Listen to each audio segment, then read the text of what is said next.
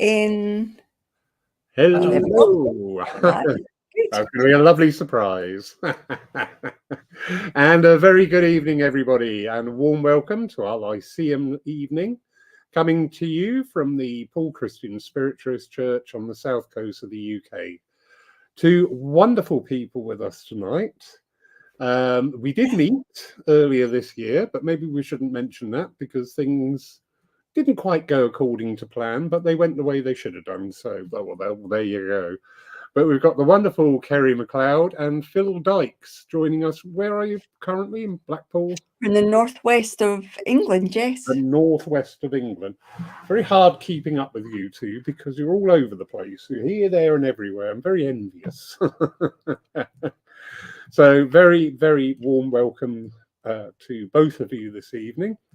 For those watching who may not be familiar with you, and I don't know how that can happen because they obviously don't look at anything on Facebook. A little bit of background. How did you, Kerry, first, please? How did you come into the mediumship side of spiritualism?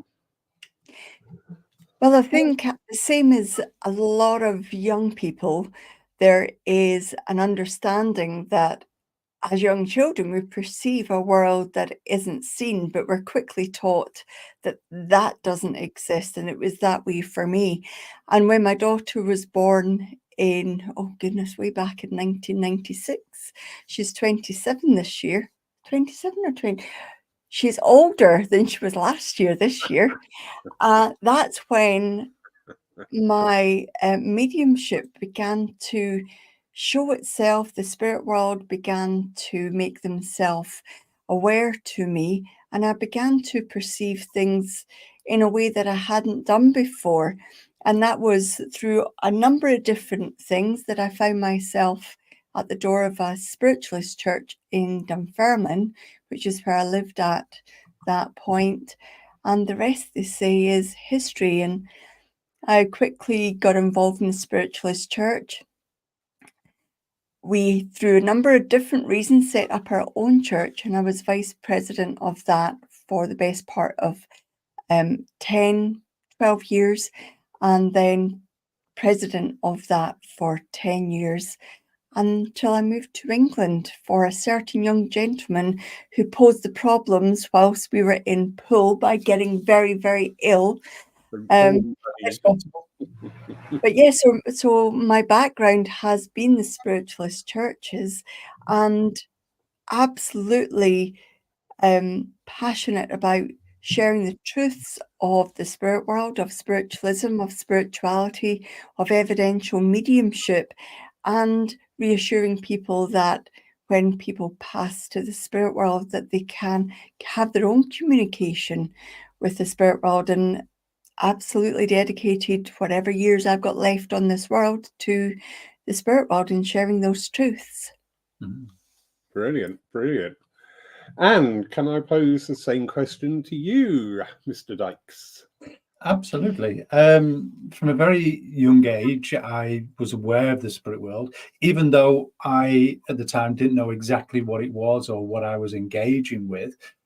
Because as you can imagine, as a child, you're not taught these things in the normal syllabus of a school, or it's not really talked about within the family. It was quite a few years later, so we're looking probably up to about 7 years old, a little bit later than that, in my early teens. My mother was involved with a lot of mediums, local mediums, and people from distant shores, which I didn't know about fully until I was older. And I had one or two encounters with these so-called mediums, and they said to me at a very early age, you'll be aware of the spirit world and you'll be doing what we're doing now. And many years passed, still having those experiences and not fully understanding them. I seemed to know answers to things, answers to events that were taking place. But it was many years where I then walked into a spiritualist church. And I remember that first night, it will always stay with me. It was a Sunday divine service, and the medium stayed with me for almost 45 minutes. Well, every medium that knows what they're doing will be cringing right now. He couldn't break away from me. Every contact after contact after contact came to me telling me I was a medium. Well, that was my first time. So I started to look into it, and I met a wonderful gentleman called John Gilbert, who had watched me, I'd listened to, because he was there at the demonstration, and explained to me a few things, and that intrigued me. So I kept on going back. Eventually, I ended up on the committee of that church in the development circles, and eventually ended up on a district council committee as well, overseeing certain areas. So it's been a bit of an education, and one where I come from a different religion, and my family are an engineering background. So I've got that mindset that really questions, debates. And for me, it's very intriguing, but it's about not just understanding and being able to explain to people what it's all about the spirit world, about the religion. It's also about planting seeds of thought in people's minds to what their perception is and their understandings, because that engineering background got me to question a lot of things that helped me develop the mediumship that I have, and helped me to look at it from different perceptions to develop it that little bit more. And I think it's a very personal journey. So there's been many questions, many influences, people, many influences of the spirit world, but many times where I've debated and questioned it. And I think that's very healthy as a medium to engage with people, because it helps you understand a curious mind, a skeptical mind, and a mind that is really intrigued into looking and researching things. So that was my background. That's how I came into it. There's a little bit more family history to it than that, but I'd rather not give that away, because that'd be very intriguing evidence if somebody ever gave those contacts to me. Wonderful. Really interesting that you've both served time on committees and actually running churches as well, because that's to me, for the working medium, that is an excellent learning opportunity to see how the other side of it works. You know, it's very easy. You know what? I noticed the other day on good old Facebook, somebody put out a negative comment about mediums. And within half an hour, sort of like over 100 people had all waded in there and having a go and, you know, putting it, oh, yeah, this is all. And I thought, isn't it a shame? Because I did about 3 months ago, I put out 2 posts. One was negative, one was positive. Just, this is why I shouldn't be left alone. But I just thought, what's going to be the reaction? Sure enough, the negative comment, loads of comments on there, absolutely loads of them. The positive one, not many people engage with it, and I thought I find that fascinating, because a lot of what we do is very subjective. Would you agree? It is. It is. Thank you. Still thinking about it. Are you looking for a little bit more than that? Question, I think I can see Phil going for the blueprints. Hang on a minute, I need to check the drawing here. I worked for 15 years with engineers, Phil. Dear. It is a very subjective topic, isn't it? I mean, if we look at life, but we look at how, forgive my terminology, we're programmed by life. So we're educated, we're told what's wrong from right, as well as learning it. We're told to do things in a certain way, and we're told to be, well, not told, but we're educated to be critical of things, to get things right. So you must always be correct. So in other words, a yes. That's why a lot of mediums are triggered by the wonderful, dreaded no, because we're programmed to, oh, that's bad. So we have that reaction to it. But we must remember that subjectivity is what we are looking at. And even though the world deems things to be negative or accept things more negative, to accept critique in a negative form. And if I give you an example of that, if I said to you, Lawrence, you know, you're absolutely the most wonderful medium in the world. That was brilliant, the contact you did. It was excellent, exquisite. You go around, really? What's he after? What does he want? Why is he buttering me up? That's the thought that we have. But yet if I say, well, it could have been a little bit better, or you could have done this, or we should have seen a bit more of this, you go, well, yeah, actually, you'll accept that more. because that's the way that we're programmed. So we have to look at that, if you will, when we put a negative comment out, how people see it and engage with it. But we also need to remind people we live in a wonderful world, a very beautiful world, and understanding that mediumship is not just about evidence, but inspiration, about compassion, empathy, understanding, and seeing the world from different perceptions and what's the other word I'm looking for? Perspectives. Then we grow as a person. So it is very subjective. I think there is that aspect that's not been missed by Phil and myself. When we got together, excuse me, we brought together our experiences and understandings of what mediumship was about the training, but we know the training of mediumship is actually a small proportion of what makes a medium a medium. And when we put together our life experiences, I graduated from Edinburgh University with counselling and psychotherapy qualifications. We're both life coaches. When we put that all together, it seemed to bring an input of the individual person that couldn't be ignored. And that's where we were, well, when I started training mediumship back in around 2007, 2008, publicly, with the personal development aspect incorporated into it. I mean, it took me years to try and find a way of being able to deliver this publicly. But I shared it in 2007. And at that point, personal development was spoken about.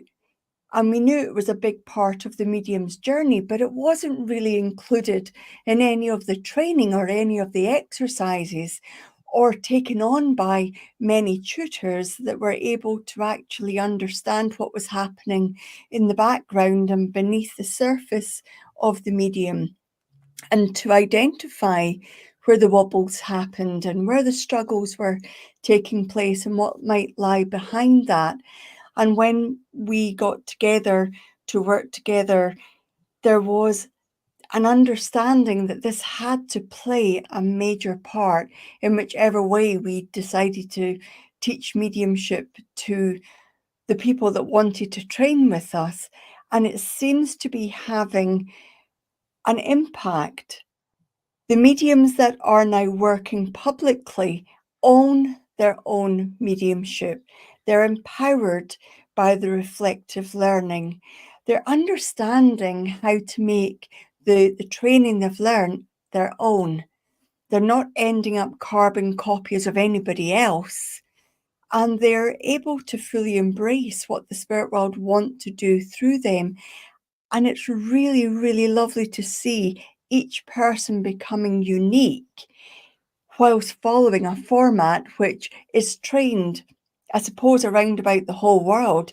Formal training is formal training, regardless of how you teach it, whether it be clairvoyance, whether it be colour, whether it be clairsentience. The way it's embraced by each person becomes very, very unique.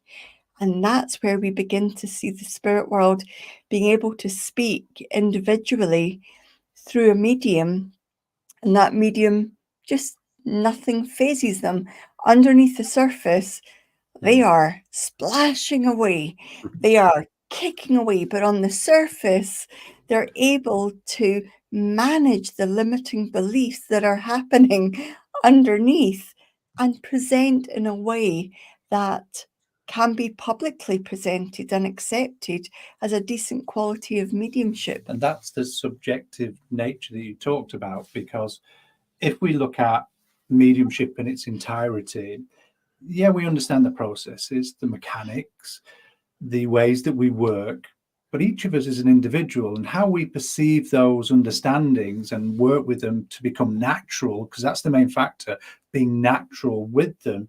We present things in a different way. We present things in an individual way. We see things slightly different. So that subjectiveness within the medium is crucial, because otherwise every medium will be the same. It will be the same things that we see. So we need to have those understandings. But also what Kerry's talked about there as well and brought it in very well is where we could say the negative side of things bothers us at times, doesn't it? And let's be honest, it does. As a medium, we don't like Those that wobbles. those wobbles, those critiques of other people's, or those statements or things on Facebook that you just talked about. But we're able to look at them and we should be able to see a positive side to them and go, okay, there may be a point here, without getting emotional responsive, and say, okay, let's have a look at this, let's question it and debate it. And I think that's very healthy as a medium, to look at different things in different ways and understand different people's perceptions of things as well. There's that aspect. Go on. Sorry, Laurie. Well, We'll sorry, let you Laurie. get away- I am a poet and I Carry don't on, know. I'll pop There out is and move that along. aspect of people being able to share their view as well and be embraced and accepted for having a different view.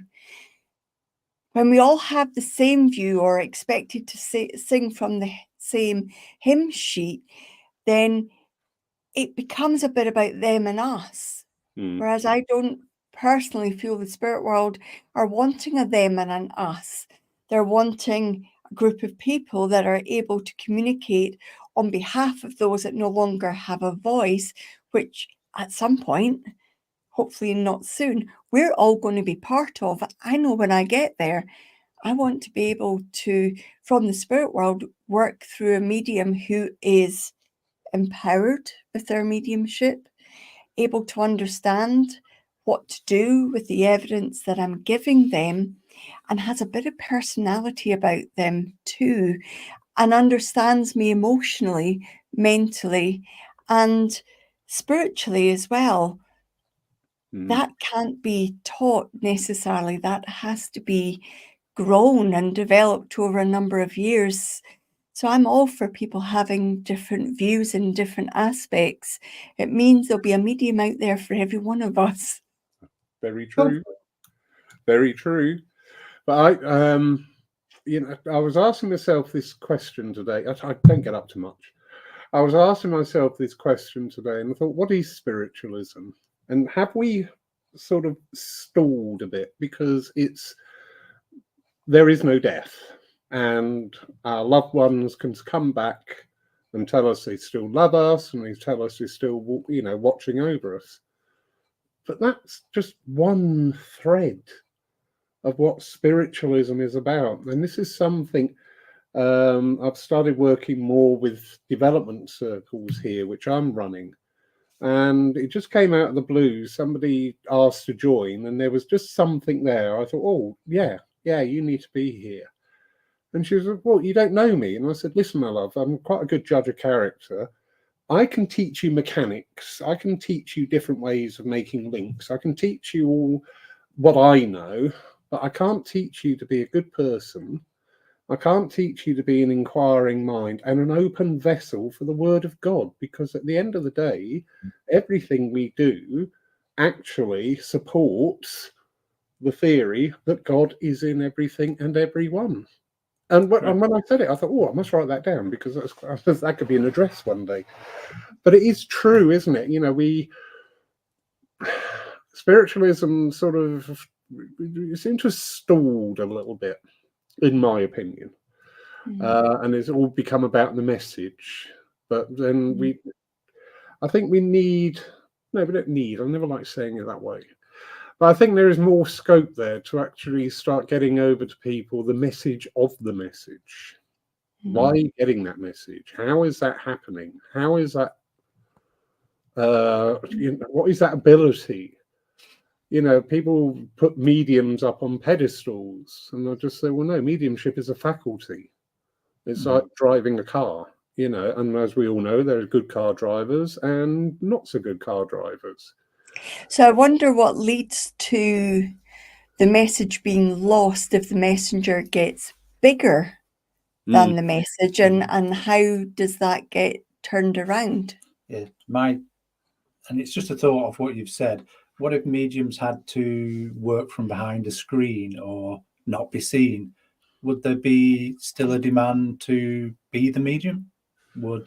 Because I think in what you've said, the essence of it is correct. It's about spreading the word of the divine, understanding the truth that we survived the physical death, also to inspire the living as well. So it's not just about the message to prove that we exist beyond the physical death of the body, but they're also choosing that the way, for the reason why they want to commune or contact, is to wake us up, to encourage us, to bring healing, comfort, maybe in some cases bring closure, or plant that seed that there may be more for people to search in. So I think the word God, the word divine, the word of spiritual truths has to be really understood fully by the medium to really help them understand their development. For me, and I'm guilty as this, as probably there's others, that's probably just my opinion.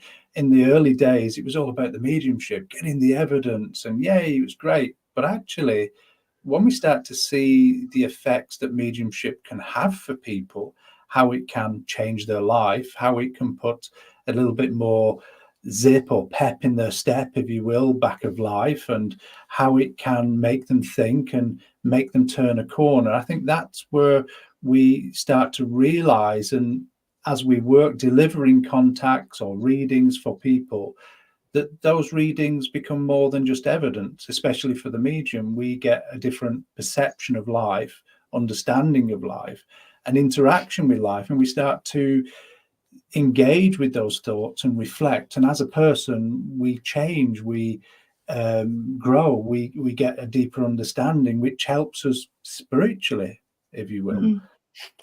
There's an aspect there, just as Lawrence asked the question and you were speaking, there's an aspect that feels like you were saying it's stalling and maybe something is missing.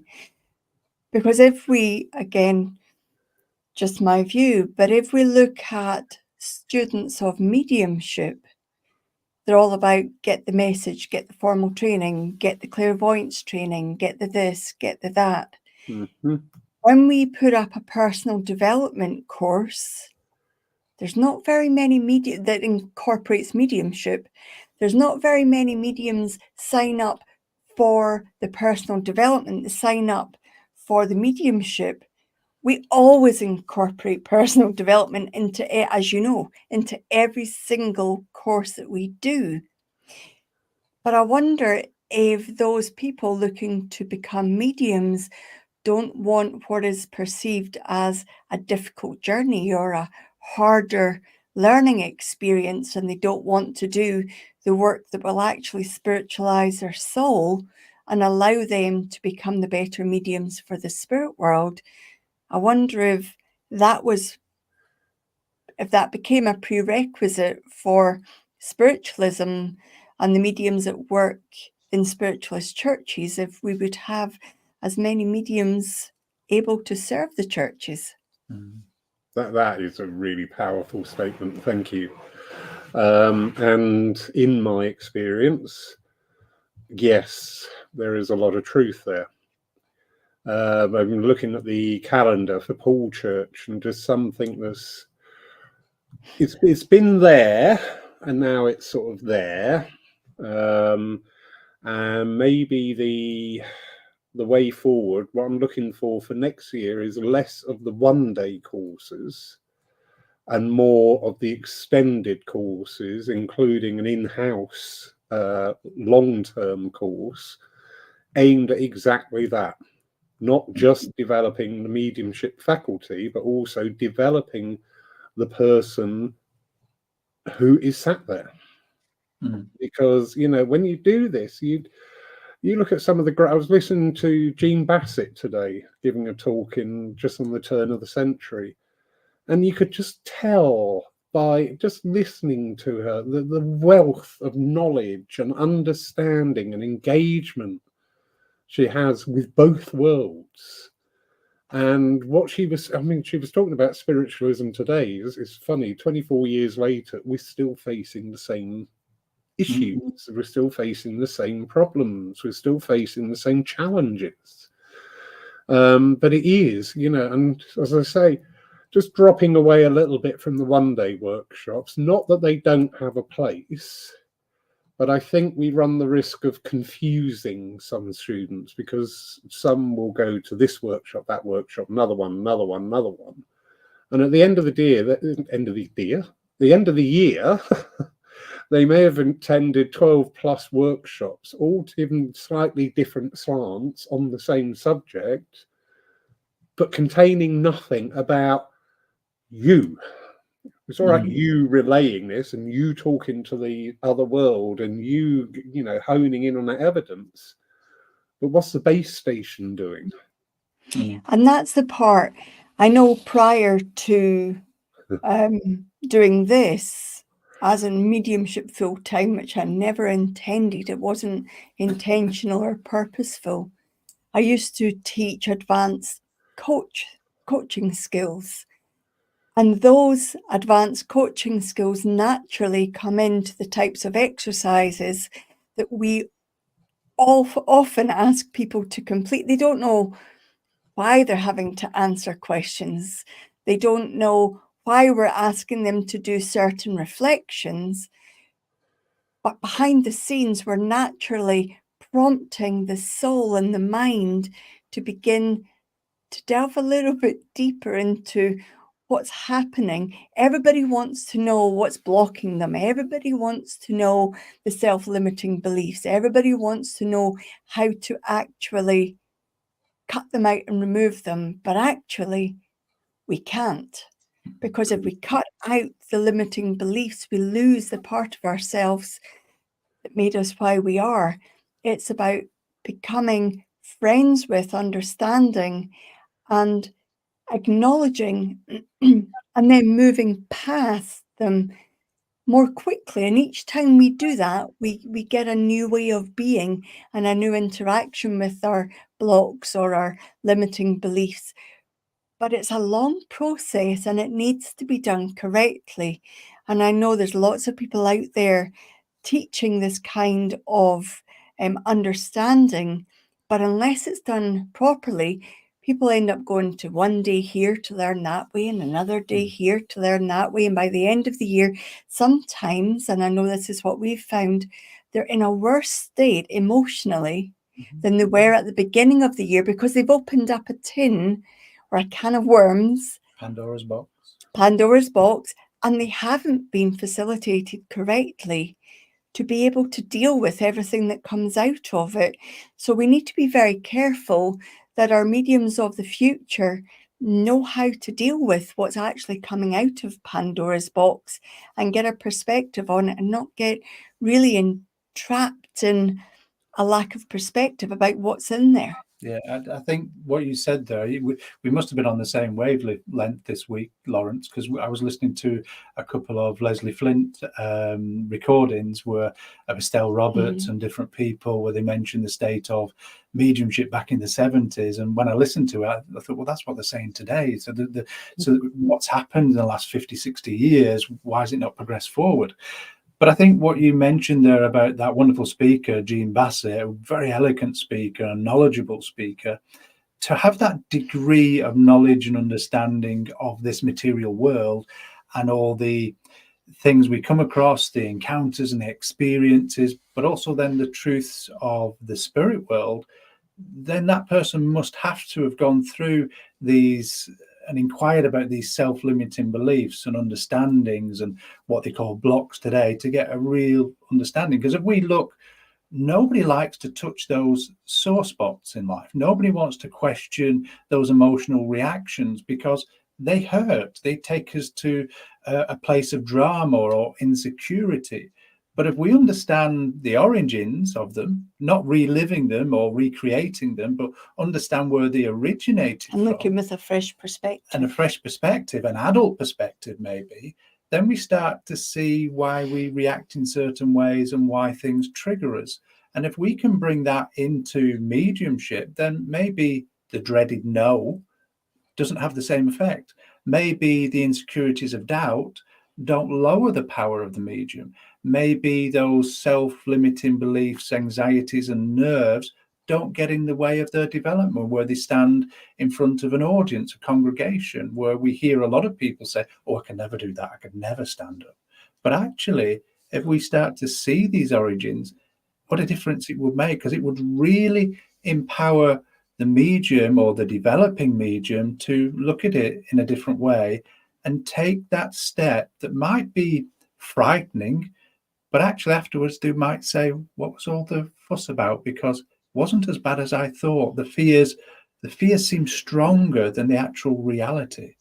And once we start to develop that and see that, because it's our firm belief that you can't develop your mediumship unless you develop self. And if we look at maturity of age, don't we say, well, if we had hindsight back then, we wouldn't have done that? Well, if we do that work now, then we can get that adult, that grown-up perspective of the emotional states, the mental reactions and impressions that allow us to be freer and to develop with probably a quicker progression, because we're able to move through these parts that hurt or stop us or developing the self. And I think it's really important that we get that across to a lot of people today in their mediumship. The evidence, if they want to unfold it or get a deeper understanding of it, well, we have to understand self. We have to get that perspective right, because it gives us different avenues and understandings to evolve that evidence. So true. And we seem to have actually struck on a gold mine here. So, Reverend Ashley, good evening, darling. 100%, we haven't started mediumship yet. That's in Ashley's own group. We spend the first steps of spiritual development. So, Perfect. Jack from Denmark, when I said about the longer course, this is based on Jack's plan. So full credit to Mr. Jack. Thank you, sir. Yes, we are listening. We did sort of look at this a couple of years back, but the uptake wasn't that brilliant. However, again, adjusting thinking. All right, if we do 10 workshops, 10 people each workshop, that's 100 people. But if you do a year-long plan with 10 people, yeah. All right, some people say, oh, you've lost the income from 90 people. Well, a lot of the time, it's not just the income. You know, this is not what we're here for. Okay, I need to keep the lights on. I need to keep the roof on the place and everything like that. But the educational side and the development potential. Before 2020, we used to have, in this area, a lot of open platforms going on. There was one every week in one of the churches. And when I took over, I stopped doing them here, which caused great consternation at the time of why are you stopping this? You're blocking the medium to the future. And I said, these things have been going for 10 years. We haven't turned out one medium between us. All we've turned out is people, you know, I'm a natural medium, so I don't sit for development. And it's just like, oh, please don't. But there was no movement even then, at my limited experience then. I could see it wasn't working, and we need to change things because we have a fear, don't we, about change as well. We do.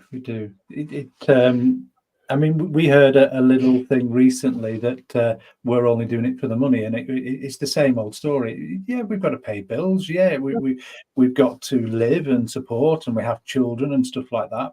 It is about education. 4 children between us. 4 children between us. But it is about education. We've just spent 5 days here in Blackpool with a handful of students. I think there was 12. 10. So was it 10 or 12? 10. 10, okay. So we had 10 students. We immersed them for 5 days in mediumship development, personal understanding and reflections, while taking them out to 2 churches, Blackburn Spiritualist Church and Longton National Spiritualist Church, not just to give them experience, but to hold them in that understanding and that power of the Spirit so they can learn to see what it's exactly like. And we're really proud of them because they stood in their own development, their own power, and delivered phenomenal contacts, not just of evidence, but of emotion and personality. And presented well. But also we got to see them. their personalities and where they came alive, not just the people they were bringing through. And each and every one of them afterwards said, we've never done anything like this before. We've never had this experience. We're not just seeing the mediumship or experience what it's like to work for the spirit world, but you're bringing in an understanding of us that's helping us move past these self-limiting beliefs. And it's that that's really vital, to get the experience, the understanding, but also to plant the seeds where they can reflect. And each morning we had a little session for about 45 minutes, an hour, just to go through reflections of the day before and those demonstrations, just to see what they learned about themselves, not the mediumship. And it's empowering to see that and to see the growth. I mean, some of them that were with us last year on the Blackpool gathering, the immense development where they stood up with confidence and presented in front of 90 people, I think it was just short at Longton, and we didn't see nerves. We knew underneath they were nervous, but we didn't see it. It was wonderful to see. And they've invested a lot of time into their mediumship. Some of them have been with us on weekly classes, some are on the progressive group, some are coming to the weekend classes. They're all spending the right amount of time for their circumstances in that moment. Everybody gets frustrated with it not moving quick enough, but it can't move any quicker than our life circumstances will allow it. There's a comment there from Ashley. Did you say the Reverend Ashley? Yeah. That one? The first comment there was about churches and centres working together. Wouldn't it be lovely if churches and centres and tutors of mediumship could all work together for the one end, which is getting the word of the spirit world out there, and different organisations globally working together instead of separateness, which is, I think, is the way the world is going in a way. It would be lovely if spiritualism could break the mold and not go separate, but come together. Yeah, very true. And so for the benefit of the recording, Reverend Ashley, great. It is so needed, going back to the conversation we had earlier. It would be great if all churches and centres took this step collectively. So we're talking now and not just demonstrating, enhancing the faculty of mediumship, but enhancing the sitter. I mean, I'll draw very good comparisons here with the healers. We have a very good active healing collective here at the church, and we always have time when we sit in circle to talk and bring out anything that you're finding, because once you start on that healing route, you know, a lot of people say, oh, Scotty, I can just stand there and do that, la la la la la. But then suddenly all these things from their own past are starting to come through and bleed through to the conscious mind. And it's a great developmental tool. I think if anybody actually wants to learn about self-development, join a healing circle, because you really do in those energies. But as I say, we've hit a nerve, which is wonderful. Lovely Libby, president of Bath Road. Counselling and coaching training has been an invaluable aid on my development journey. Of course it is. Of course it is. You know, we're not learning an assembly line thing, you know, put A and B and C and off you go. It's us. You know, we work with mental mediumship. So, of course, that includes us as a person as well. As much as we try to shut ourselves up, it's always going to be there. And if that's us is a little bit wobbly in any areas, the echo is going to come through our communication abilities. And there's lots of courses out there that are about getting mediums out there doing the steps of mediumship, but not enough focusing on the personal aspect of each individual. Yeah, I think it was back in 2016 where I saw Kerry deliver a coaching session, and I was totally amazed by it. It was part of the training and the person gave permission. True. And it was a demonstration in front of the class, and even I was moved because I felt the vulnerability. I was listening to the story, and it touched things in me, and I thought, wow, I thought that I'd moved past these things, but they've been triggered by listening to somebody else's. And it gave me that deeper understanding. And I was fascinated and moved, and I thought, I need to learn this. So I spent the next couple of years developing that, learning that, and getting that education behind me, and going through those, if you will, training schedules, and getting that certification and diploma. But it's looking at that. It's not just the training; it was the understanding I got from it. How listening and listening at different levels lets us hear things that we wouldn't normally hear or see or feel. And all of a sudden, as I brought that into mediumship, my own mediumship, I started to gain a deeper understanding, not just of the evidence, but what that person in front of me, the recipient or the sitter, whether it was a private reading or demonstration, was going through. The empathy changed massively, and the compassion. And I think that needs to be brought in. And it's my firm belief that mediums should get some kind of insight into some kind of transformative training of coaching or counseling to really see what it's like to be on the other end, and what we can do and deliver as mediums to a congregation or an audience. And I'm not just talking within a church. I think every medium should go out into the world to experience different groups of people. I mean, once we start to engage in that, we start to gain understandings of culture, understandings of different types of evidence, understandings of different walks of life, and all their experiences as well, which can only add value to understanding people's situations and the evidence brought through by the spirit world to prove that they're still here. Because when we listen to a person on a really deep level, when we're coaching or if we're counseling, or we've got a friend sharing something really personal with us, and we listen and be present at that really deep level, we naturally can transfer that really deep level of listening to the spirit world. It's a non-verbal, it's a connection within the soul, which is what psychicism and mediumship is. So we bring that in to that development. It's not part of formal training. It's not a step. It can't be learnt. It has to be developed over time.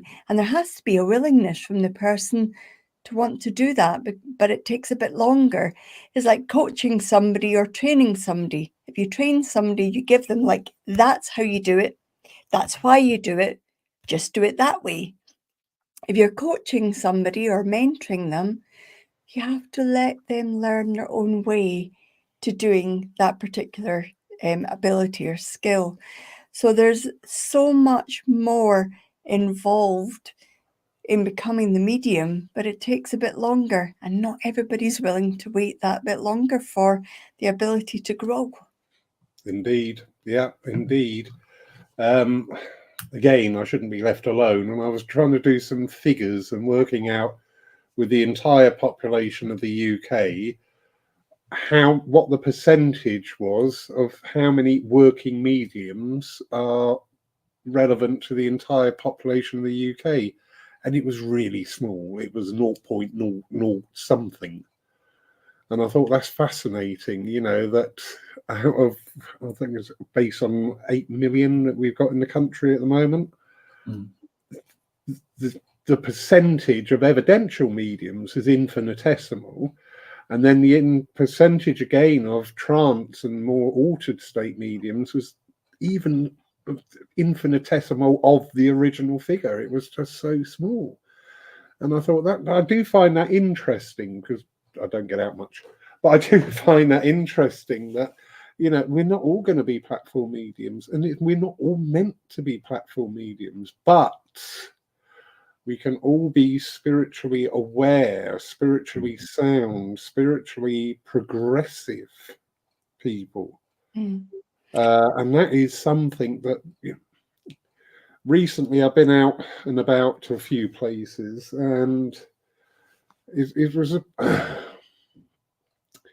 was interesting to see how little, if anything, is actually taught about spiritualism, where it's all just become about the message. And you can even feel it in the congregation, when the philosophy is going on, you can feel the fidget, you can feel the, when are they going to stop talking? You know, come on, give me a message. And I just thought, we're missing out on this wonderful opportunity, because every time any evidential medium works who's worth their salt, it's a miracle.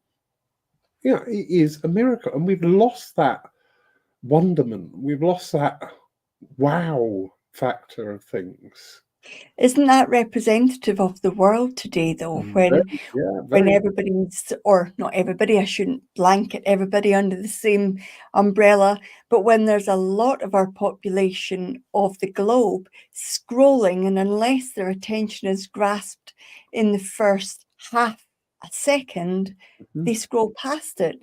So to sit and be interested enough in the spiritual growth of, say, humanity, or where mediumship or spirituality fits into a global picture, to listen to that for 15 minutes when some people can't focus for more than half a second, there's a juxtaposition there between wanting people to grow and capturing their interest and not losing the intention or the integrity of the message to gain the interest of those with a very short span of attention, because we don't want to diminish what the message is, but we also don't want to lose those we have to catch their attention in a really, really small space of time. And an address done correctly can do that. Absolutely. And I think you're right in there's a lot of mechanics taught of mediumship today, but there's very little of spirituality taught, or spiritualism. And if I go back to 2018-19, before the pandemic, the spirit world very urgently said to me, we don't want religion, we just want to work through man. Well, that shook me to my core, and I thought, well, that's what the religion's about spreading the word. Or I thought, and I'm not being derogatory to the religion, it's my thought at the time that spiritualism is wonderful and still is. But actually, when I started to take on that thought, or what I understood of the comment from the spirit world, is that I started to go out into life through the pandemic, was on Zoom, through travels. And all of a sudden, spirituality and spiritualism had a different meaning for me. It wasn't about the religion. And I think we can find that in books and available courses and be taught about it. But I think we have to learn it. I think we have to experience it. And only by going out into the world do we really understand what it is to be spiritual, what it is to be of a representative of a religion and ambassador. Because if you're the medium, you're looked at in a way, and this is something we learned quite recently, as probably the most spiritual person in the room with most knowledge. That's not always the case. I've met some wonderful people out there that are very spiritual and very religious, but don't want to have the title of a particular single religion.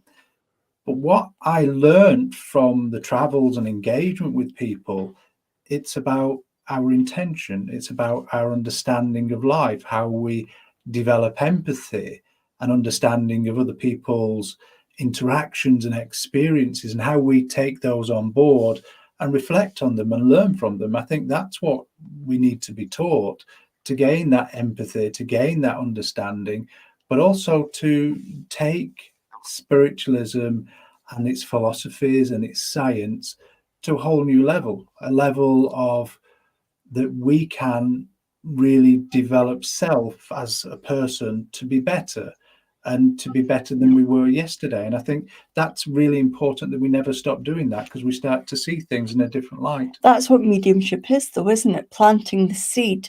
Yes, it's about validating that life continues, that we physically cease to be, but in every other way, emotionally, mentally, spiritually, we still exist. But if we look at mediumship from the perspective of planting that seed of spirituality, if somebody leaves a Sunday service or a divine service, a demonstration, a private reading, a healing session, and the seed is planted as in, what's this about? Then their own journey starts. In my mind, that's what I've always had a view that mediumship was about. Yes, spiritualism is important. Yes, knowing that we don't die is important. Yes, having our own mediumship is important. But really, mediumship was, for me, it was given to individuals walking this earth to inspire others to start their spiritual journey. It's happened so many times, and there's probably a shift. I know that everybody seems to have a sense that something's coming, and hopefully it's for the better and not for the worse. But if we can get the word of mediumship out there, we can get the seed planted in more and more people, where even if we never hear from them again, their journey has begun. The seed is planted, they water it, they feed it, they nurture it as much as they can or not, and it grows given the amount of attention it gets. We could end up with a globe full of spiritually awakened people as their seed of spirituality is grown. It'd be lovely to have that if everybody approached it from the same perspective. And it would be a very wonderful thing. And to give you an example, you mentioned about the different comments on Facebook, the positive, the negative. Well, it's easy to be in the negative, into the drama. All we have to do is turn the news on, and we find out what a horrible world it is. They say good evening and then proceed to tell you every reason why it isn't a good evening. Siri's about to talk to you, so we'll see what they say as Siri turns on. But if we watch the news, we see nothing but awfulness, drama, and really horrible things. And I'm not denying those things are going on in the world.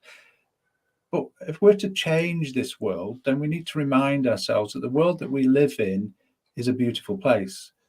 Man has always fought each other from day dot, whether it's single combat or whether it's tribes, whether it's nations and groups of nations together.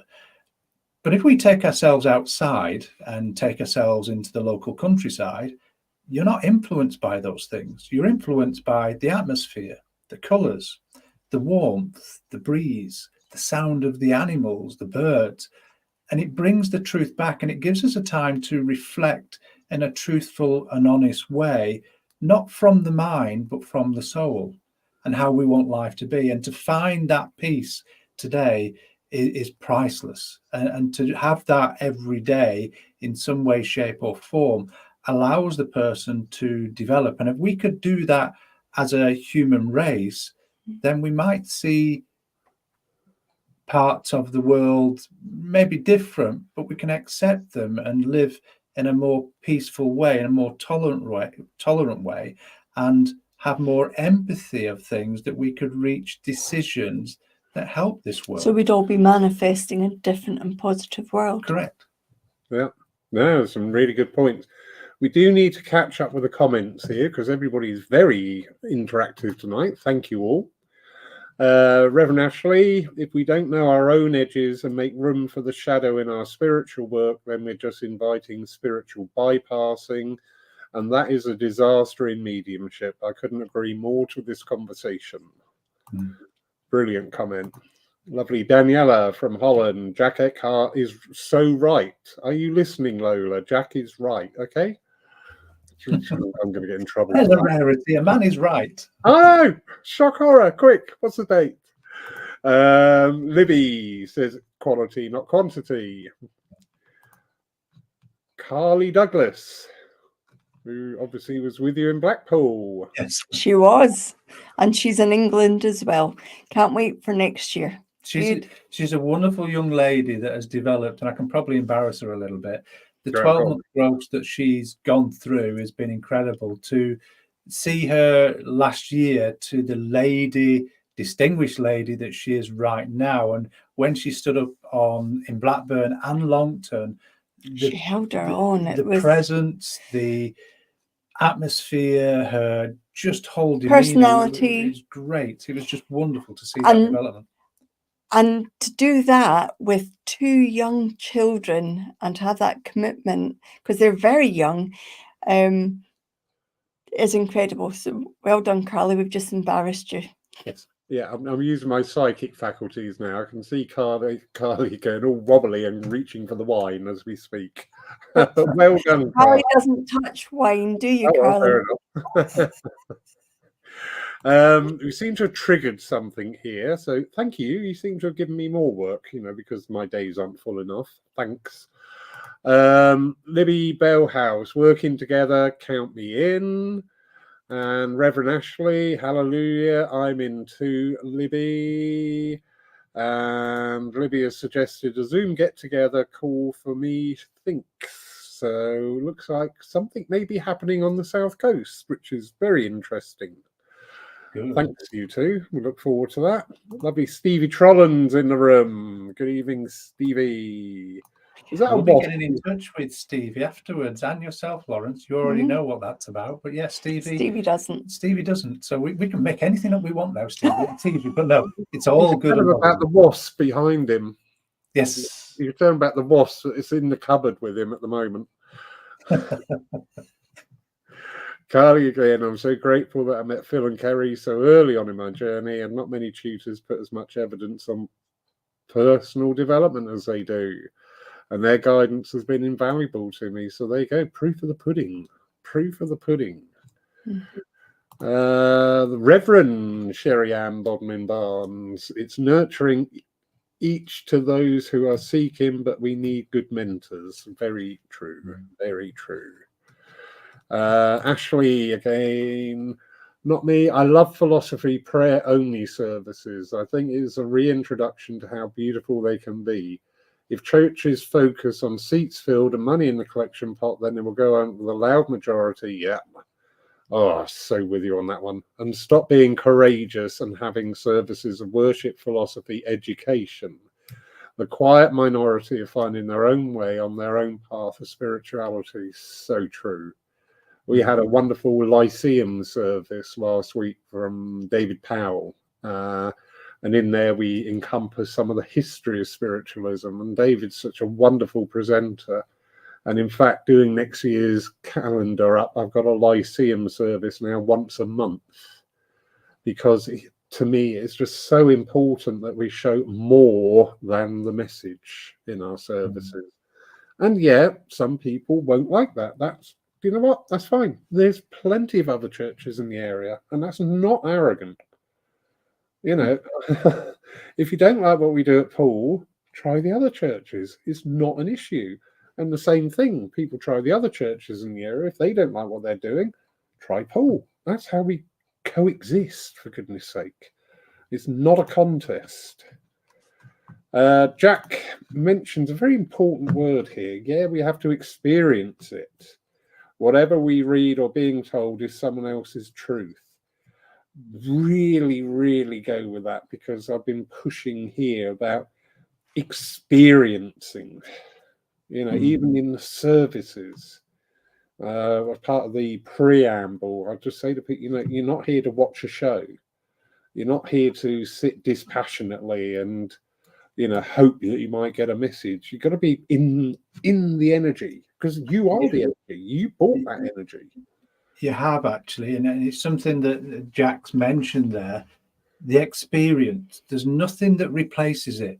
You can read books, you can be told, and you can be inspired, but it's a passive inspiration. It's something that you reflect on. But when you have the experience, it's an active experience, an active inspiration, which makes you get up and do.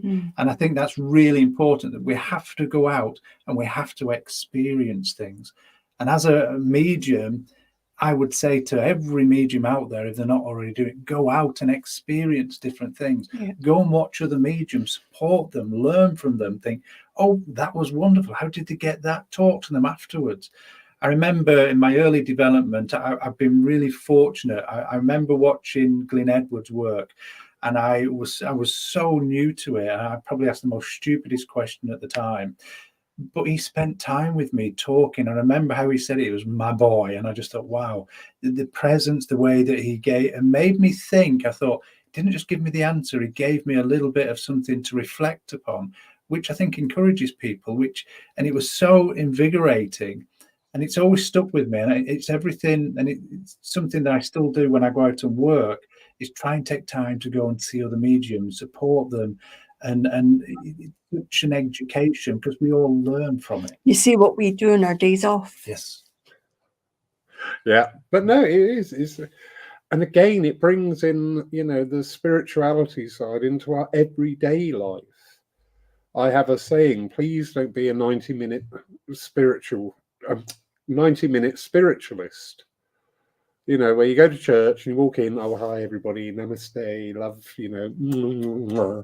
and then you walk out the door and it's flick of the switch, right. Yes. Who's going to get it?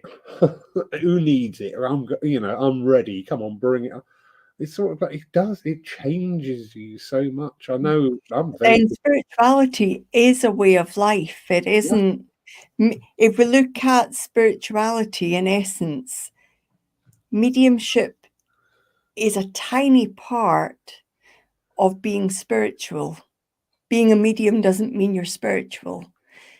And I think people get caught up like, I'm going to develop my mediumship to the greatest, highest level, and that will make me spiritual. It doesn't. Spirituality is a whole different process that happens. And as we begin to become more spiritual, the likelihood is that the mediumship will improve as well. But spirituality, what we found, and many others of your listeners will have found, is a way of life. Mediumship isn't a way of life. It's a way that we can live and interact and deliver and be in the essence and work with the spirit world. But being spiritual is a way of life. It's walking the walk. People that we often come into contact with will tell us that we're exactly the same in person as we are online.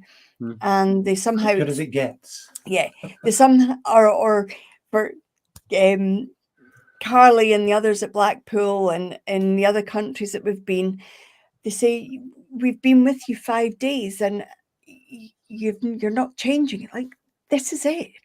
This is a real person. We don't put on a spiritual cloak and only show the spiritual part of us. What's the point in that? We're not walking the walk. There's too many people can talk it, but actually behind closed doors, they're walking a completely different path. Yeah. And that's not any good for authenticity, about originality, about being honest and open. If we're talking about being spiritually aware and psychically able to read a person, do the people who are not walking the spiritual path not know that another person who's psychically able can sense a bit of disingenuous there? Yeah. We all have to accept that if somebody lies to us, we can't call them out because there's always deniability there, but we know it in our souls and we gravitate to other people who are spiritually able to accept us. And I think very quickly there's a difference in the mediumship, not just in the evidence, but actually how the medium presents it. Because all of a sudden, if they've got that spiritual understanding, they've got that development through experience of pains and emotional pains and life experiences that haven't gone well, then when they deliver that contact, they have that empathy and compassion to deliver it in the right way. It's no longer just evidence. It actually is delivered in compassion to the need to bring comfort and healing. So I think there's just a different quality with the medium that's spiritually developed. I mean, you know this man from his hospital bed. That's as good as it got. But did he change? Did I change when I was worried whether he was going to disappear to the spirit world or not? You have to be authentic. You can't pull the wool over spiritually developed people. You just can't. You have to be authentic. I know, and it does at times. You have people stand in front of you and they say something, and you're looking at them going, "No, seriously, no. let's have a proper conversation here. Let's really get out what's going on." But I keep getting told off for doing that. Anyway, lovely Carly, going back to your comments. Oh wow, I need this in writing. I'll do it. I'll put it down on paper for you, Carly. We have a lurker. This is interesting. Denise. Oh, hello, Denise. Wow. New Zealand. Wow. I've been lurking in the background. Okay. We met Denise down in South Auckland We when did. we were there earlier on this year. Oh, Hello, brilliant. Denise. Look forward to seeing you in person.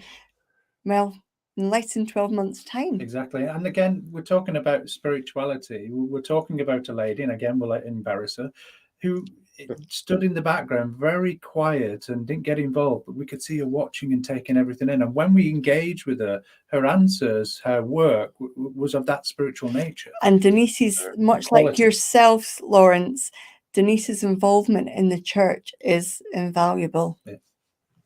Yeah. I love that, because they're the people that I love. The ones who sit at the back quietly, I go, okay, you're really taking this in, because we get some people who will react. Again, it's probably out of a fear base or the unknown, so they jump on things and just think, you haven't quite got it. But the one sat at the back, the quiet one, is normally the one, what do you think? And they'll deliver something, and you'll just think, thank you. Libby, Confucius, he say, I hear and I forget, I read, I remember, I do, and I understand. Absolutely. Perfectly put. Sorry to keep muting here. Tail end of a cough. So back to New Zealand. There you go. Yep.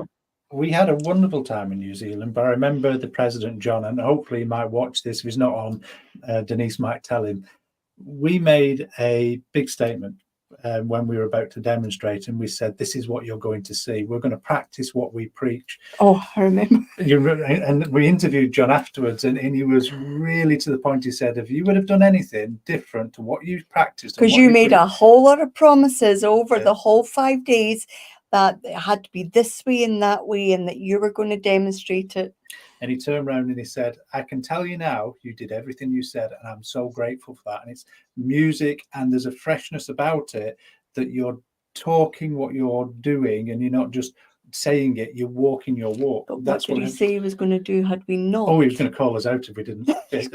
So we need that today. And I think we do. We need our churches to really monitor the level of mediumship and professionality that's taking place. And there's only one church that I've been to where I've seen this happen. It happened to be a young lady's at the side of me when she was chairing.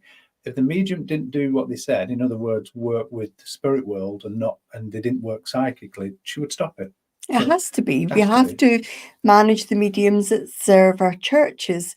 And that's everybody that's in the church is still running and is well run at the moment without me there. But everybody that chairs is able to finish the service in case they have to ask the medium to sit down, because it's vitally important that the mediumship and the quality of evidential mediumship reaches the standards it should be. And that we always have to remember, and this is what I say to every member of the committee when I was there, we have to remember there might be somebody visiting for the first time. We want them to come back. We don't want psychicism. We don't want general statements. We don't want bad mediumship. We don't want insults or people being embarrassed or made to feel uncomfortable. We want people to come back, and that is by the welcome by the committee, which I know that everybody receives when they come to pull Laurie. Laurie, it's weird saying Laurie and not Lawrence. And the quality of mediumship. It's what the spiritualist churches are about. Yes, very true. And this is something I pride myself on here at Paul. And I see people and I just go, oh, yes, or maybe not, oh, yes. And this is how the turnover of demonstrators at Paul happens. And every demonstrator works differently. Every time a demonstrator works here, you learn something. Every time a demonstrator, But I always ask that the demonstrators come here that deliver that one crucial element to our congregation, and that is hope. Mm. Now, be that through the quality of the evidential mediumship, be that through the quality of the philosophy, whichever route is needed to deliver hope, because my God, we do need it in today's world, and it is uplifting. I do question some people I see advertised and just think, oh, that's interesting. I wouldn't have put them on the platform just yet. That's my own personal thing. If they're out there doing a job, absolutely fine. Lovely saying from the wonderful Mark Stone, says, it's not my monkey and it's not my circus, which sounds a bit harsh, but it's true. But as I say, you know, we've got the most wonderful thing ever. You do not die. Mm. You know, you can't beat that, because that changes your life, that changes your perception, that changes you. It changes everything. And because of that importance, it's so important that the demonstrators that we have here, in whatever guise, whatever field, whatever subject they're taking, I want the best of the best of the best from them. This is why I encourage people to display their passion, because when their passion comes out, it really reflects, it really engages. Our Lyceum services, the family gatherings that we used to have here without the mediumship. We've got a couple of philosophy-only services coming up. We're having a slight change around with our evening presentations again, and we're going to be devoting one night a month to philosophy and the development of that. Just to get people, you know, engrossed in it. And I'm not worrying about the numbers. I'm not playing that game. We seem to be too engrossed with numbers. We see it with the virtual, the electronic mediums, as I lovingly call them, saying, you know, I had 1,800 comments last night. We didn't say anything of value. We just had heart, flower. You know, there's no value in there. Electronic mediums. I know we could go. I mean, yeah, it's one of those things, isn't it? I think for me, I like good mediumship, and good mediumship comes with all kinds of different evidence. It's not just one type, whether it's emotional or objective. But for me, if it's done correctly, then it brings that loved one alive. But also it does something, and again, we have to remind people of this, is when we provide good evidence and we unfold it, we're unfolding a story of life. And if we do that correctly, what happens is we're evoking more memories for that recipient. So we might talk about a holiday memory and we go into details about it, but then they start reflecting on other holiday memories with that loved one and interactions with them. We're opening up, if you will, a doorway to that, all those memories they may have pushed to one side or forgotten about. And that doesn't just sit with them for the night or for them those few moments to get the contact. It can last for weeks and years. I talked about that first demonstration I attended, that first church, that still sits with me today, and that's over 25 years ago. Some of the evidence and the emotion it evoked within me because of other memories I had of that person, it's always stayed with me. And that is not just hope, it's inspiration. And we've got to look at our mediumship today and the quality and standards of it to really keep it alive, to really keep spiritualism, to keep mediumship. Yes, there's a lot of people out there that, like you said before in your comments on Facebook, that can see the skeptical or the negative and the toxic comments. But actually, if we do it properly to the level we should, then it makes people think. Doesn't prove to them, because we can't prove it. It makes them think, well, what if that was me? What would my evidence be? What would my loved one say? And then it takes on a whole new meaning in that reflection as those mindsets start to change. Very true. And again, that word, experience. You know, when we talk about the physical mediumship that was so prevalent at the turn of the century, you talk about that today to people and you can see, not really sure I believe that. I've had the privilege of being in a few physical demonstrations and I'm there. When I think of it, I'm there. And the atmosphere, the presence of the other world, everything, because we engage with that experience. And this, to me, in my opinion, is what we need to be doing with our churches and centres. You know, you often see it. Oh, thank you. That was a lovely. And you can almost hear this sigh of relief. Oh, thank you. That's another service done. Well, I'm not being rude. I'm not being nasty here. I'm sort of working medium. I experience this. You know, it should be. It should be. Come on, everybody. This is. So, you know, I always say, if my mum and dad come through and talk to me, if it's me mum and getting told off, that's fine. But if they come and talk to me, that is just amazing. And wow, and you know, looking at it through the eyes of a child, it's just like, wow, this is so good. This is brilliant. But you know, sadly, we do get, oh yeah, it's all right. Well, next week we've got a really good medium. I love that. I love that line. Red rag to a bull for me, I tell you.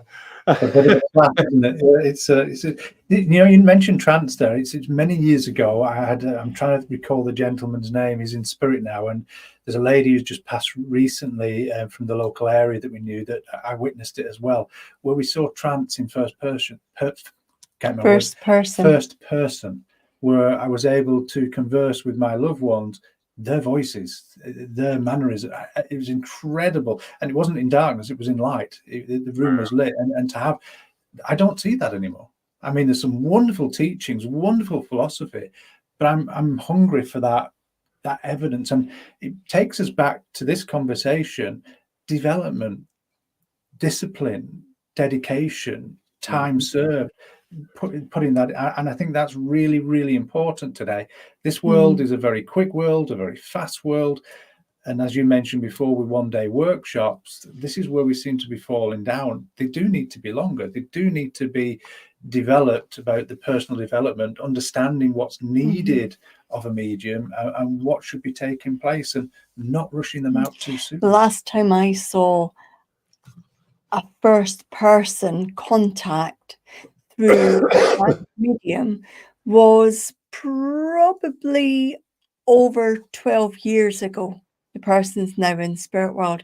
I haven't seen it where the trance medium is gone and there's a conversation between you, the recipient, and your loved one in the spirit world, and you can actually interact and have first-person conversation. Do you remember? Oh yes, goodness, I remember. Oh, and it's incredible, isn't it? It's a beautiful, beautiful thing, and it just isn't seen now. So it's a great shame, but it's down to perhaps there's not the need for it now.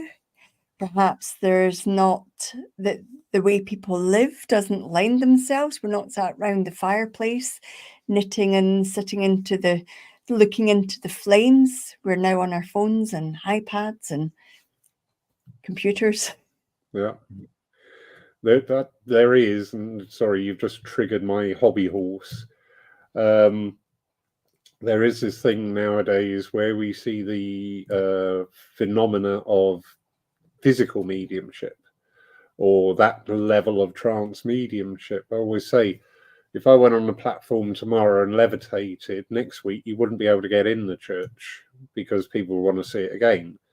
The week after, the church would be packed again. The week after, people would be going, well, is that all you can do?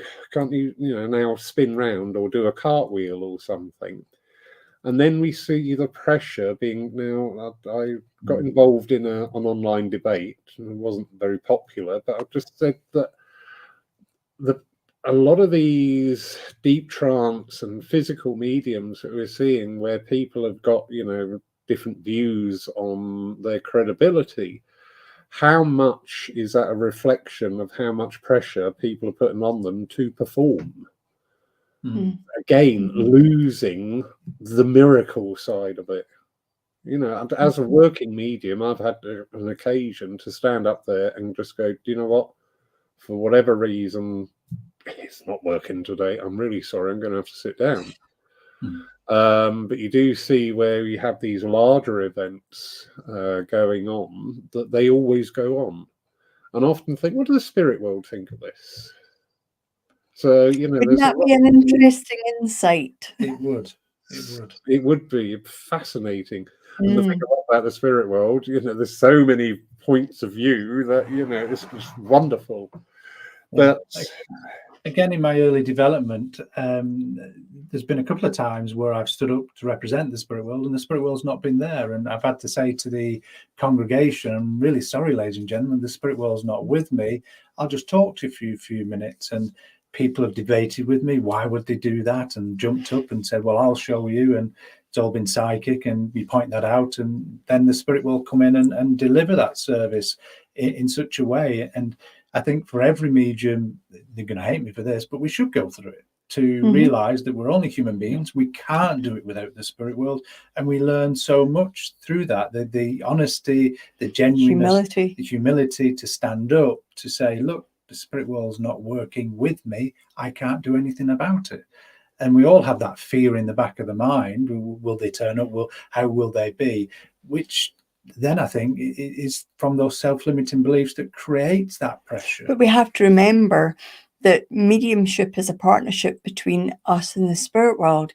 If we think about us being a link in a chain, and the chain being the group of people who have, for whatever reason, I'll choose myself, for whatever reason, agreed to work alongside me, just because I'm the only visible part of that team doesn't mean that I'm any more important than everybody else on that team. And I don't know how many people in the spirit world it takes to make a contact happen, or to allow healing to take place. I would imagine it takes a group of souls to come together to make that magic happen that we perceive here. But we should never get above knowing that we are one link in a chain, and not forget that without all those other links taking place, nothing happens. And if we get above that, or forget the team of people that have agreed to work alongside us, then we forget what we're part of. We start getting, I don't know, maybe too big for our boots, or maybe a bit disillusioned, or whatever, however it manifests itself. We get beyond the plain fact that we're part of a team being asked to do something. We're the verbal part of it. We're the part people can hear and see, but we're not the most important part. Absolutely not. I think the spotlight should be on the communicator, the spirit world. And I think there has to be a reverence of the divine in there. And that quality has to be seen within the mediumship. It's not a show. It's not an event. It's a dedication of service to that unseen world and to humanity as well. And I think that's why we need to remember about the ethics, the morals, compassion, understanding, and we're here to empower people and be truthful. Yes, very, very, very lovely comment, Reverend Ashley. Every service is a demonstration of a miracle. Every healing session is a demonstration of the miracle of healing. What a privilege that we have the opportunity to be part of. We should walk out of the door and down the street shouting a message of hope that we have seen with our own eyes and heard with our own ears and felt in our hearts. And we should be running to church every week. Wonderful. That's so perfectly put. It is. Yeah, absolutely. But another, actually, I've got all these hobby horses all lined up here.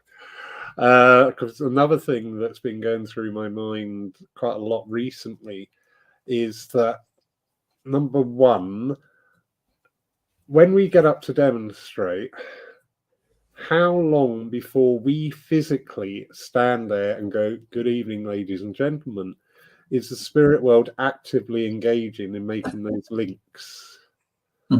Because it's just, I'm coming up now with a figure of about 7 to 10 days in some cases of making I'm on board with that thought. It was a question I asked to that trance medium that talked in first person.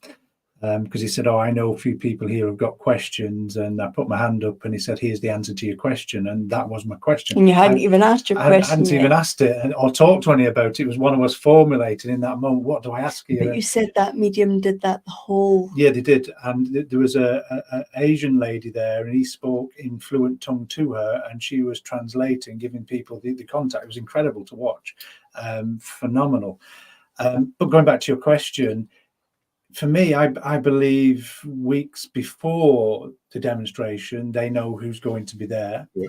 They understand which medium is going to be working, or if there's going to be a change in medium. And I believe the spirit world are aligning those contacts up, those people, those loved ones in the spirit world, to work best through that medium, but also to meet the needs of today. And whether those needs are of the spirit world or the recipient, the member in the congregation, is chosen by the spirit world. We often, because we are quite busy, we're very fortunate, and it's a privilege to work and an honor to work for the spirit world. Depending whether it's face-to-face, depending whether it's online or whatever we're working in, we feel that power building. We might have thoughts days before, not contacts, not evidence, but impressions of the evening. So we know the spirit world's working with us, building up to that. Such as last week, my mind, even though I was working at Blackpool, part of my consciousness shifted to another part of the world that we're going to be in next week. But on demonstrations, it can be where the power comes in hours earlier, building it, getting you ready for the environment you're working in. That shows there's an intelligence building the power up, working with the attunement of the mind of the medium and working on the blend and getting the power ready for the medium to work in. So I believe it can be weeks beforehand. Mm. Thank you. There's a little thing I need to add on very quickly, actually, and it's documented, and I'm trying to think, and I know the medium was a Mrs. Taylor, and I can tell you more, it'll come back to me in a minute. On that one of the contacts delivered, and we're going back some years ago, it's in the history of mediumship, where it was by chance a gentleman walked in to the church just to take cover under the porch while it was pouring down. His wife had died. I can't remember how, but he was planning to end his life, and he stood in, and the medium said, "I need the gentleman that's just stood," and brought the gentleman in and gave him phenomenal evidence, but then told him to take the bottle or poison or whatever it was out of his pocket, that his wife was here and not to do that. So it shows you, in a way, the spirit world knew what was happening. The wife Maybe knew outside the door. Outside the door. So that shows the intelligence at just the right time. So it's a huge question you've asked, with momentous avenues and roads and boulevards to explore. That's how my mind looks. No, I love that. I've heard that one before. And again, that just demonstrates, like you say, the intelligence of the spirit world, and also enabling the medium able to relay that message. Let's be honest, 99% of mediums, there are 100 mediums up there, 99 would probably go, oh, no, because we tend to hedge our bets, don't we, at times? So it's brother or cousin or friend or next door neighbour. We have that little chicken out moment. So, you needed that medium of that caliber and that standard and that personality to go, no, but I'm getting this right, and this is what I'm doing with it, and I will do it with it. So, yeah. What's the worst thing that can happen? You just get a no. I know. And we all know a no is a new opportunity, don't we? Yes, indeed. Libby, have this fabulous image of spirit throwing a total wobbly and shouting, "Shan't, don't want to." Actually, it was my fault. And when I was at home afterwards, I knew it was my fault because Lawrence had got stroppy. So Lawrence said, "I'm not doing it." So I was the one saying, "Shan't, won't do it." And I had to apologise to my team. Not had to, but I did apologise. But I learned a very valuable lesson. Lawrence, you've got a job to do. Go out and do it. It's not your message. Leave it alone. What people do with it is not your business. Just remain true to your purpose and shut up. So, very good lesson. Makes you wonder, doesn't it, what the spirit world think when the medium does that. I can only explain it in an experience I had. many years ago developing a different type of mediumship, and that communicator came forward, and there was a derogatory comment that was given by a sitter. The pain and emotion I felt from that communicator was unbelievable, and it's always stuck with me. And it's one of my golden rules to, if I get it, I'm going to give it, and if it's wrong, then I'll work with it. But that's the importance. We've got to get it out. We've got to get their message. We've got to get their evidence out. And we shouldn't be doubting. We shouldn't be questioning. We challenge the evidence. How do we present it? How does it feel? Where are we going with it? In a healthy way for the medium's mindset. But actually to deny, I'm not going to go there, I'm not going to say it because I could possibly be wrong. That just really sits and think, oh, it doesn't sit well with me. Yeah. And my experience was, for me, what I did was wrong. I knew it was wrong, but I learnt it was wrong. I understood it was wrong. So yeah, do you know what? That one service, disappointing as it may have been to people, was an invaluable tool in my development. So well done me. Yeah. Jack from Denmark. Working on platforms shouldn't be about us as mediums. We should, as mediums, in respect for both spirit and recipient, be humble and honest about the connection, and don't let our ego take control of the communication because it's just for us to look good. Absolutely. I like Jack. He comes out with really intelligent things. He does. He does, actually. He's a lovely man. I have to say that because he's coming back again this year. So, hello, Jack. No, you know that, Jack, you're always welcome. Right, well, we've been waffling on for an hour and a half now, which is probably could do another hour and a half. However, thank you. Our pleasure. We sort of had a topic semi-lined up, but that's gone out the window, so that's fine because we've spoken about the passions. So we're waiting next for it. time. Yeah. Lovely evening, very interesting and enriching exchange. Thank you, Kerry, Phil, and Laurie, and everyone part of the conversation. Lots of food of thought for the near future. Keep on the mission of eternal spiritual progress. From Reverend Ashley. Thank you, darling. But yeah, I've really enjoyed it. So it's probably the longest conversation I've had with you, Phil, now, so that's quite good. It is actually. Every time I've come, well, the only time I've come down, I got ill. Well, next time we come, Lawrence, I'll make Phil do the workshop and the no problem. and the Sunday service. And just for common belief, it wasn't anything that Lawrence gave me to eat. He didn't Yeah. give me food. Oh no, it wasn't. Thank you. It was Phil's stubbornness, actually. Yes, it was. We have had a bit of a history of some people coming to Poole and ending up in Poole Hospital, and I'm starting to get a little bit worried about it. All totally unrelated. I can recommend Poole Hospital, though. They were the best. They were fabulous. Yeah. Very, very good. So if anybody from there is watching, thank you very much. Absolutely, yes. Yeah. No, we are lucky. It is a very good. I mean, every hospital, they're dedicated nurses. They're there for the draw a simile there between those and working mediums. Yeah. They're there for the nurses, the doctors, the support staff, the people who came in and tended and brought the food and the water. They were just fabulous. Yeah, brilliant. So, Libby, thank you so much. Fabulous evening. Carly, fantastic conversation. Love listening. Denise, thank you, everyone. You've answered a few questions I've been pondering. Oh, that's good. Brilliant. Well, hopefully we've posed a few questions now as well. I love that when you come out thinking, yeah, but how about, or whatever. Anyway, shut up, Lawrence. Thank you so much for your time. Absolutely wonderful to reconnect with you, even if it's just the virtual way. But yeah, this is the way of the world now, so why not? Thank you so much. Make everyone jealous. Come on, give us a quick lineup of where we're off to on our travels next. Well, we head off on Tuesday over to Ontario, Canada. Yes. And then we head down to Santa Fe, New Mexico. And then we're heading over to Florida. What we're doing in Florida? We're doing we're doing Sarasota, but we just today had confirmation that we'll be doing a 2-day course in Casadega, the spiritual Camp. Yes.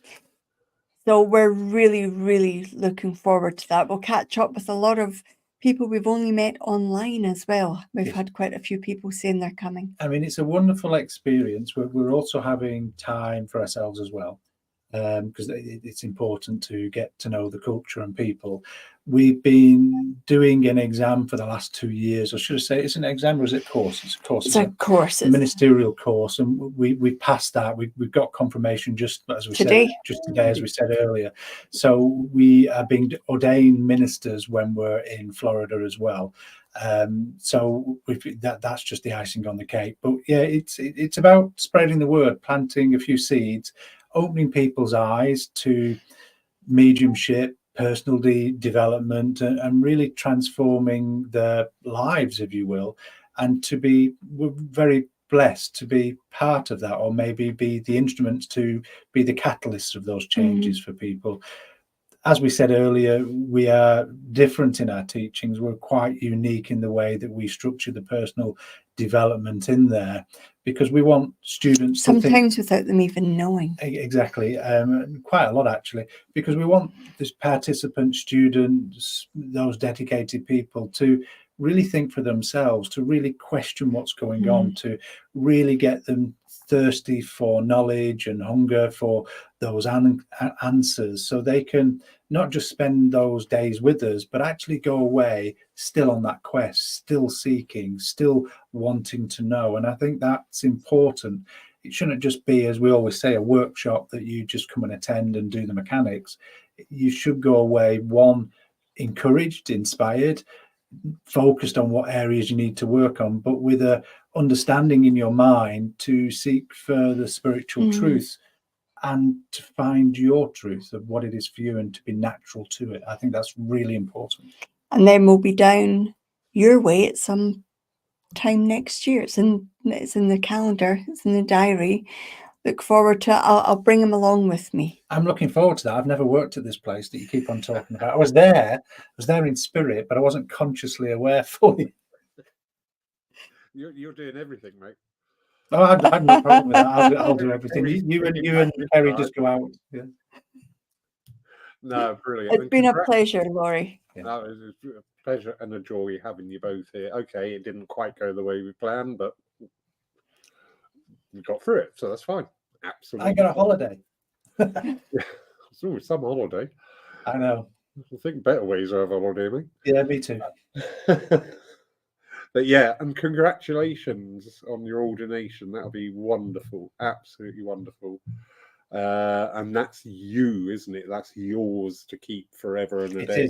Absolutely, it is. Yeah. It's been an education and a journey, hasn't it? It has been an education. We've learned about all religions. We've looked into the religious books of so many different religions, and so that we're able to understand why people come to spirituality, spiritualism. We're able to understand and relate to what they leave behind and what it means for people to have to leave an old belief or an old faith. They don't actually have to leave anything at all. They can bring it with them. It's about growth, that personal growth. So we're really looking forward to seeing how we can minister this and where the spirit world takes us with it. Yeah, I think being in service it's going to take us to that whole new level, not in status or anything, but just in being in service. I think to help people, it gives us other dynamics and things. And for me, I would recommend it to everyone to take that ministerial leap, just for the educational value of reading all those different religious books and getting to understand how people understand them and believe them, and how you can listen at so many different levels to how people live and experience life. I think it's life-changing. Wonderful, wonderful, wonderful, wonderful. Thank you so much. Really, I love this. You're right if I convert this also into a podcast to share out with people? Absolutely. Yeah, because that's a great way. You can just download it and listen to it in the background. It's a wonderful way of taking it all in.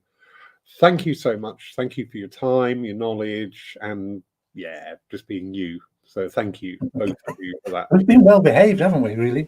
You've been very well behaved. Okay, thank you. Yes. The cat's missing you, Kerry.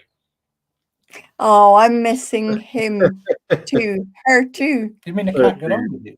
No, she wouldn't come near me. But but Laurie kept on saying, yes, that's the cat's name is not my cat. Yes. Yeah. But she is my cat now, so her name is now Cat. And Oh, she's progressed. Yeah. Promoted cat. okay. And how's Yeah, Stephen promoted. Seagull Now going Cat. down? Anyway, thank you so much. Okay. Thank you, everybody. Yes. Please remember our service tomorrow is not available online. That's from the behest of the medium, and that's absolutely fine. If a medium comes here to demonstrate and they don't wish to be streamed, do not have a problem with that. I'm not going to force it on anybody. But in the meantime, thank you for joining us, and let's catch up sometime during the week. Good night, everybody. Good night.